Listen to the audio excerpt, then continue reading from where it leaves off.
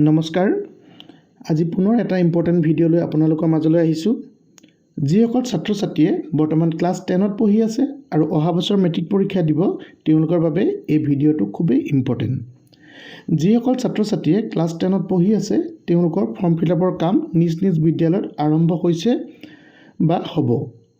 form ফিলআপৰ last ডেটৰ লগতে সবিশেষ আগৰ এটা ভিডিঅ'ত মই ভালদৰে উল্লেখ কৰিছোঁ গতিকে আপোনালোকৰ যদি ভিডিঅ'টো চাবলৈ মন আছে তেন্তে মোৰ ভাগৰ চেনেলৰ প্লেলিষ্টৰ ইম্পৰ্টেণ্ট নটিফিকেশ্যন নামৰ ফল্ডাৰটোত গৈ মেট্ৰিক ফৰ্ম ফিলআপ 2023 নামৰ ভিডিঅ'টো চাব পাৰে আজি আমি এই ভিডিঅ'টোত আলোচনা কৰিম যে ফৰ্ম ফিলআপৰ বাবে কি কি ডকুমেণ্টছ লাগিব লগতে কিমান টকাৰ প্ৰয়োজন হ'ব আহক তেন্তে ভিডিঅ'টো আৰম্ভ কৰোঁ ইয়াৰ স্ক্ৰীনত দেখিব It is for information to all the candidates appearing in SSLC examination 2023 that the last date of application form submission is 25/11/2022 অৰ্থাৎ তোমালোকৰ ফৰ্ম ফিলআপৰ কাম প্ৰায় আৰম্ভ হৈ গৈছে আৰু ইয়াৰ লাষ্ট ডেট ইয়াত লিখা আছে 25 তাৰিখ নৱেম্বৰ অৰ্থাৎ 25 নৱেম্বৰ হাতত মাত্ৰ কেইটামান দিন আছে গতিকে কোনো বিদ্যালয়ত 25 অৰ্থাৎ 27 দিব পাৰে বা 24 দিব পাৰে গতিকে তোমাৰ নিজৰ বিদ্যালয়ৰ কথাটো স্কুলৰ নটিচ বৰ্ডত ভালদৰে চাই ল'বা আৰু যদি গম পোৱা নাই তেন্তে লগৰ ফ্ৰেণ্ডলৈ ফোন কৰি কথাটো সোধা বা কোনোবা স্কুলৰ যদি টিচাৰ আছে তেওঁলোকৰ লগতো যোগাযোগ কৰিব পাৰা এতিয়া চোৱাচোন the list of the documents to be submitted along with application form আৰ এছ ফল'জ স্কুলৰ পৰা এখন তোমালোকক ফৰ্ম দিব এপ্লিকেশ্যন ফৰ্ম দিব আৰু ফৰ্মখন লৈ সেই ফৰ্মৰ লগত কিছুমান ডকুমেণ্টছৰ জেৰক্স কপি জমা দিব লাগিব কি ডকুমেণ্টছ দিব লাগিব তেন্তে চোৱা ভিডিঅ'টোত স্ক্ৰীনত আছে এক নম্বৰতে লাগিব ৰেজিষ্ট্ৰেশ্যন কাৰ্ড যিটো তোমালোকে ক্লাছ 9ৰ ৰেজিষ্ট্ৰেশ্যন কৰিছিলা আৰু বৰ্তমান মোৰ হিচাপত তোমালোকৰ হাতত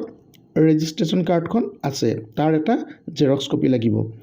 কাষ্ট চাৰ্টিফিকেট তুমি যদি OBC হয় নাইবা SC ST হিলছ বা ST প্লেনছ তেনেকুৱা যদি থাকে কিছুমানে EWS থাকে আজিকালি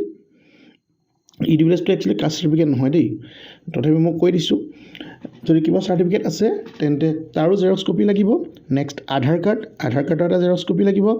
বেংক একাউণ্টছ অৰ্থাৎ বেংকৰ পাছবুকখন তোমালোকৰ যদি পাছবুক আছে পাছবুকৰ এটা জেৰক্স কপি কোনটো পেজৰ জেৰক্স কপি ল'ব লাগিব আপুনি পাছবুকখন খুলি দিয়াৰ লগে লগে ভিতৰত যে তোমালোকৰ নিজৰ এটা ফটো থাকে তাত এটা ৰাউণ্ড চিল মাৰি তাত মেনেজাৰ চাইন কৰি থয় সেই পেজটোৰ এটা জেৰক্স কপি লাগিব তুমি যদি BPL কেণ্ডিডেট হোল্ডাৰ হয় তেতিয়াহ'লে কি হ'ব BPL কাৰ্ডখনৰ জেৰক্স কপি এটা লাগিব নেক্সট লাগিব ইনকাম চাৰ্টিফিকেট আৰু লগতে পাছপৰ্ট সাইজৰ 2 কপি ফটো বেছি পুৰণা ফটো নিদিবা 6 মাহৰ ভিতৰত মৰা ফটো দিবা বেছি পুৰণা ফটো হ'লে কেতিয়াবা একচেপ্ট নকৰে নেক্সট আহিলে ডিজেবল চাৰ্টিফিকেট যদি তোমাৰ কিবা শাৰীৰিকভাৱে অক্ষম ভৰি বেয়া চকু বেয়া কিবা তেনেকুৱা আছে তেনে তাৰ যদি চাৰ্টিফিকেট আছে তাৰ সম্পৰ্কত তেতিয়াহ'লে সেইখন দিব পাৰা যদি তুমি শাৰীৰিকভাৱে কোনো প্ৰব্লেম নাই তেতিয়াহ'লে সেইখন দিব নালাগে গতিকে কি ডকুমেণ্টছ লাগিব মই কৈ দিলোঁ নেক্সট এতিয়া কথাটো হ'ল কিমান টকা লাগিব চোৱা স্ক্ৰীনত fees for examination exam fees with practical যদি তোমাৰ কিবা প্ৰেক্টিকেল ছাবজেক্ট আছে কিছুমানৰ ইলেক্টিভ ছাবজেক্টত প্ৰেক্টিকেল থাকে ফৰ এক্সাম্পল মই যদি তোমাক কিবা উদাহৰণ দিওঁ তেন্তে কিছুমানৰ কি থাকে চিকিউৰিটি প্ৰাইভেট চিকিউৰিটি বুলি এটা ছাবজেক্ট আছে ইলেক্টিভ ছাবজেক্ট হয় কিছুমানৰ এগ্ৰিকালচাৰ থাকে কিছুমানৰ কম্পিউটাৰ থাকে কিছুমানৰ মিউজিক থাকে বা তোমালোকৰ বেলেগ থাকিব পাৰে গতিকে সেইবিলাক হৈছে প্ৰেক্টিকেল ছাবজেক্ট যদি প্ৰেক্টিকেল ছাবজেক্ট থাকে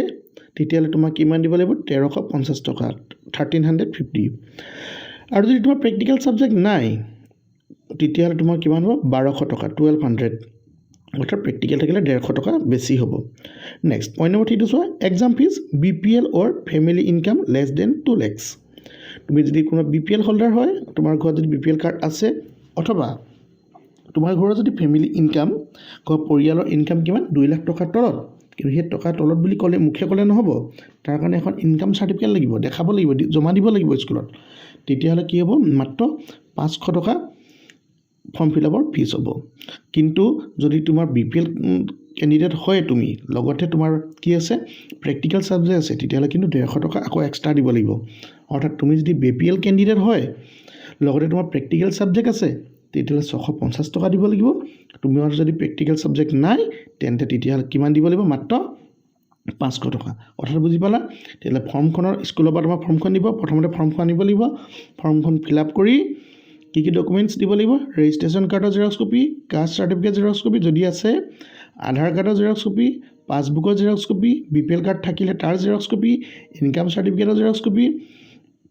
ডিজেবল যদি কিবা শাৰীৰিকভাৱে অক্ষম হয় তেতিয়াহ'লে তাৰ জেৰক্স কপি লগতে পাছপৰ্ট সাইজৰ 2 কপি ফটো আৰু ফিজৰ কথা ক'লোঁ প্ৰেক্টিকেল থাকিলে 1350 নাথাকিলে 1200 টকা যদি তুমি BPL কাৰ্ড আছে তেতিয়াহ'লে 500 টকা যদি BPL কাৰ্ড থাকিও তোমাৰ কি হয় প্ৰেক্টিকেল সাবজেক্ট আছে তেতিয়াহ'লে 150 টকা দিব লাগিব কথাটো বুজি পালা এতিয়া এই কথাখিনিৰ লগতে সংগতি ৰাখি মই আৰু এটা কথা কওঁ তোমালোকৰ এতিয়া ফৰ্ম ফিলআপটো কৰিলে নহ'ব কেৱল পৰীক্ষাটো ভালকৈ দিব লাগিব মেট্ৰিক পৰীক্ষা ভালদৰে দিব লাগিব ভাল ৰিজাল্ট কৰিব লাগিব গতিকে তাৰ কাৰণে এবাৰ মেট্ৰিকৰ ফৰ্ম ফিলআপ কুৱেশ্যন পেপাৰ চিষ্টেমটো বেলেগ কৰিছে তোমালোকে চাগে শুনিছা মেথছত কি হ'ব 45 মাৰ্কছ 1 মাৰ্ক কুৱেশ্যন আহিব MCQ আহিব লগতে VSA অৰ্থাৎ very short answer type question আহিব গতিকে তাৰ সম্পৰ্কত মই বিভিন্ন ভিডিঅ' বনাই আছোঁ আৰু লগতে আৰু বনাম মই বৰ্তমান আপলোড কৰিবলৈ সময় পোৱা নাই ৰেডি ৰাখিছোঁ গতিকে তোমালোকে যদি MCQ আৰু VSA কুৱেশ্যনবিলাক চাব বিচাৰা মই প্ৰতিটো চেপ্টাৰ ৱাইজত এটা পাঠত 10টা 20টা 30টাকৈ কুৱেশ্যন বনাইছোঁ অৰ্থাৎ তোমালোকৰ যাতে 45 মাৰ্কছৰ 1 নম্বৰো যাতে হেৰাই নাযায় তেনেকৈ মই কুৱেশ্যন বনাই আছোঁ সকলো কুৱেশ্যন মই ইম্পৰ্টেণ্ট বুলি বনাইছোঁ তাৰ মাজতো ইমানখিনি কুৱেশ্যন নাহিব নহয় জানো কিন্তু কুৱেশ্যনখিনি তাৰ মাজতে যদি পৰিব মোৰ কিন্তু পঢ়াৰ আশা আছে গতিকে তোমালোকে মই ভাবিছোঁ ভিডিঅ'কেইটা ভালকৈ চাবা আৰু লগতে প্ৰেক্টিছ কৰিবা আৰু এই ভিডিঅ'খিনি চাবৰ কাৰণে মোৰ চেনেলটো ছাবস্ক্ৰাইব কৰি থবা আৰু ওচৰৰ যদি কোনোবা ফ্ৰেণ্ডে এতিয়ালৈকে ফৰ্ম ফিলআপৰ কথা গম পোৱা নাই তেওঁলোকলৈ ভিডিঅ'টো